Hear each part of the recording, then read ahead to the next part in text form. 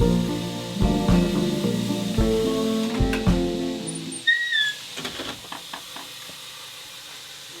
l'accrocher, tu vois. Voilà.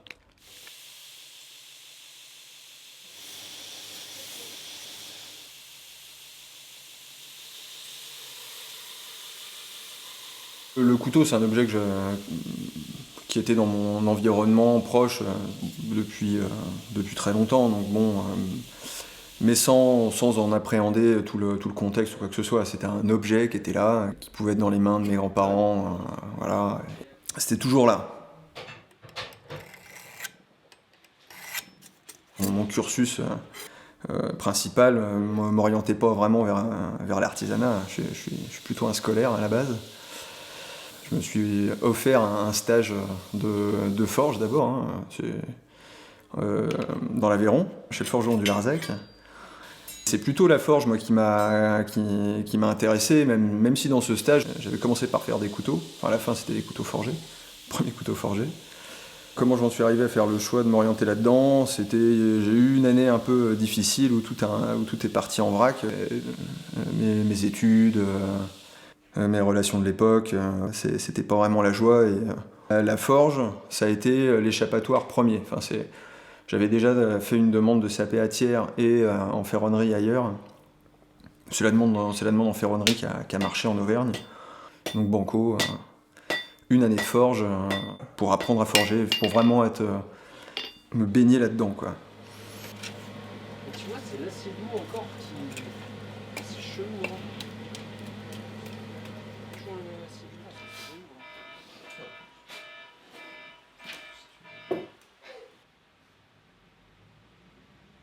Le monde de l'artisanat, de l'artisanat d'art, le travail de ses mains m'a toujours attiré. Ouais, je suis issu d'études supérieures.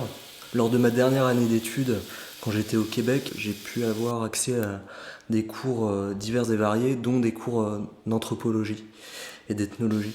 Et c'est pendant ces cours en fait que j'ai découvert la taille de silex, le premier outil tranchant, le premier outil aussi que l'homme ait pu transformer et fabriquer. Et j'ai aussi étudié la fabrication de l'acier via les bas-fourneaux. C'est ces cours-là déjà qui m'ont remis la puce à l'oreille sur la transformation de la matière et sur mon intérêt de travailler de ses mains.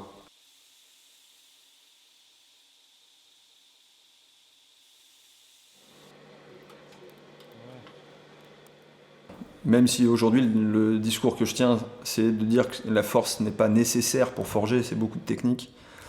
Il faut quand même être à peu près bien constitué, ce qui n'est pas complètement mon cas. J'ai 2-3 handicaps à droite à gauche qui font que si je voulais persévérer dans l'artisanat assez longtemps sans être pété au bout de 5 ans, je pense que la ferronnerie c'était un peu un risque, quoi.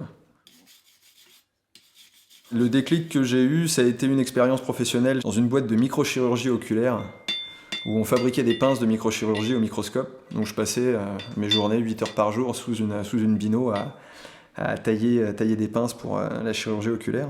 La soudure, elle lâche. Ok, t'aimes bien forger, taper sur des gros trucs, mais en fait, passer 8 heures sur un petit truc, t'es capable aussi, et en plus, ça te plaît.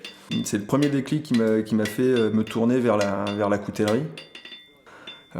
Quitte à me lancer là-dedans, autant être un autodidacte éclairé et faire un CAP en coutellerie, donc hop là, banco.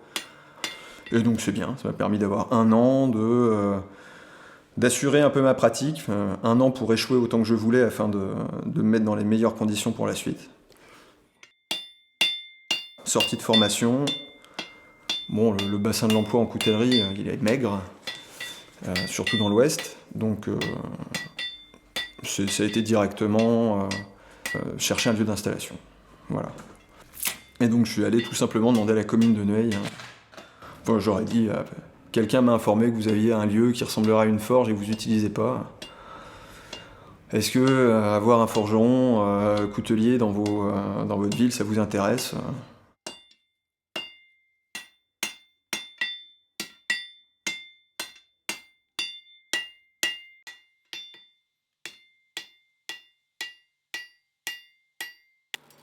Moi, ça me correspondait bien, ça m'ennuyait de devoir faire ça dans un garage. Là. Ça, le côté faire revivre quelque chose d'existant, un lieu voilà, qui a du passé, qui a servi à ça, pas à la coutellerie, mais en tout cas à la maréchalerie et au métier de charron. Et bon, à partir de là, voilà, premier portage salarial, première pièce, c'était pas très glorieux au début, mais avec beaucoup d'acharnement, beaucoup de soutien de mes potes, de ma famille, de certains acteurs locaux aussi, qui ont été plutôt aidants. Et voilà, avec un peu de persévérance, beaucoup d'abnégation, de la sueur, quelques larmes et un peu de sang à droite à gauche. Ouais, à la fin, ça fait un truc à peu près sympa. Enfin, ça commence à avoir une forme intéressante, quoi. En coutellerie, ce qui est vraiment génial, c'est le fait de pouvoir toucher à tout type de matière. On travaille l'acier, on travaille aussi le bois, les cornes. Voilà, on peut, sur une pièce terminée, toujours rajouter de la gravure, faire des inserts. Il y a aussi toute la partie cuir, aussi l'habillage du couteau. C'est quelque chose aussi qui met vraiment en valeur une pièce terminée. Toutes ces techniques, on peut les faire par d'autres artisans d'art, on peut faire des collaborations, mais on peut aussi les apprendre. Et c'est là où c'est vraiment intéressant dans la coutellerie, c'est cette dimension vraiment infinie de la création et des apprentissages en fait.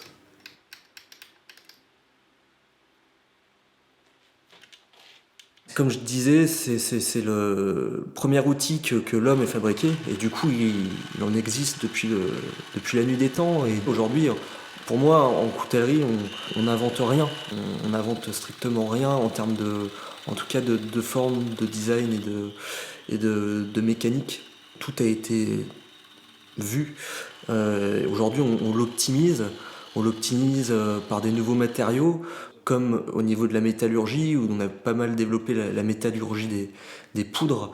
Et là, on a vraiment pu développer des aciers qu'on ne pourrait pas produire par un processus, disons, industriel et métallurgique classique. Alors ça, c'est vraiment aussi le petit truc du coutelier, hein, parce que t'en vois pas souvent des pinces comme ça. Éventuellement aussi au niveau des mécaniques de la coutellerie, qui ont aussi été pas mal optimisées par la micro-précision qu'on atteint aujourd'hui, même si déjà 18e, 19e, on était déjà aussi sur de la coutellerie très très fine et très pointue. Je pense que chaque coutelier trouve son identité. On la trouve pas au début, en tout cas, quand on commence. On la trouve petit à petit au fur et à mesure de ses créations, de ses envies et de ce qu'on aime. Petit à petit, je me rends compte que je m'attarde plus sur des couteaux avec enfin, toujours à la recherche de lignes assez voluptueuses, enfin, des courbes, travailler dans une cohérence aussi entre la lame et le manche, qui est vraiment un équilibre qui soit harmonieux au niveau de ma pièce, et m'attarder sur les finitions et puis sur des petits détails. Moi, j'aime bien faire des inserts de nacre, voilà, des choses assez fines. Mais ça ne m'empêche pas de travailler sur des gros projets, sur des grosses pièces, mais toujours chercher ce côté fini, presque un peu féminin des fois sur certaines pièces. Ouais.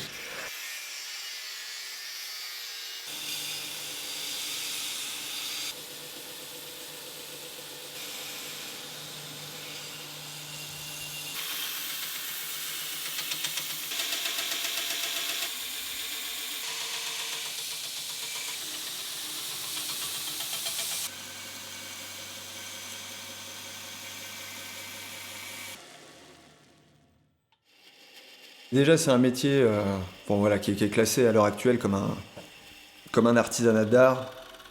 Pour moi, c'est juste un artisanat. Le fait qu'on rajoute d'art à l'heure actuelle, c'est parce que c'est un métier qui s'est extrêmement industrialisé et les process de fabrication sont plutôt faciles à mettre en œuvre, et c'est assez facile de fournir des objets tranchants à grande échelle avec des coûts assez très réduits, voire complètement obsolètes parfois, quoi. Et donc on a rajouté d'art parce que voilà, pour s'en sortir, il faut compléter par des techniques de travail ou d'ajustage ou de matériaux hyper précieux, alors qu'à la fin les mécaniques sont pas trop bougées, quoi.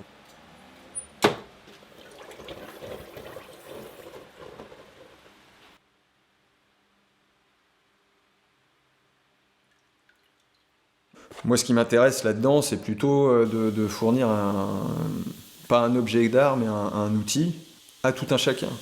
C'est important, l'industrie, c'est quelque chose de très très important, ça aide quand c'est bien utilisé. Mais quand même, là, majoritairement en coutellerie, on utilise une énorme machine industrielle pour produire des choses assez régulièrement qui sont soit médiocres, soit carrément inutiles. C'est du non-sens complet. Enfin, je vais pas l'étayer, je pense qu'on voit tous l'exemple de ces petits couteaux là, qui coûtent 2 balles dans les supermarchés. Dès que tu as coupé ta première carotte, il n'y a plus rien qui tient debout. Quand on sait tout ce qu'il y a derrière, l'extraction des minerais, le raffinage, le corroyage, la mise en forme, et après derrière les procédures de forge, d'estampage, de trempe, enfin, il y a un process industriel qui est extrêmement important, extrêmement lourd. Et derrière, c'est pour fournir à 2 balles un outil qui va être jeté au bout de 2 semaines pour en racheter un autre derrière. C'est frustrant de voir autant de capacités productives pour à la fin produire un truc qui est infâme, quoi. Alors que quand l'industrie se donne les moyens, elle est capable de sortir des trucs très bien. C'est moins personnalisable, mais au moins c'est qualitatif. Elle est capable de faire ça, mais elle le fait très peu. C'est pas là-dessus qu'elle s'oriente. Et je vais ajuster un peu la force et mettre au propre les surfaces à l'intérieur. Voilà. Mais ouais, du coup, voilà, avoir ma vision d'artisan et essayer quand même de pouvoir fournir des outils de qualité à tout un chacun, c'est pas une voie, on peut la considérer comme noble ou idiote, mais oui, c'est pas la voie de la richesse, ça c'est certain. Voilà, c'est un choix.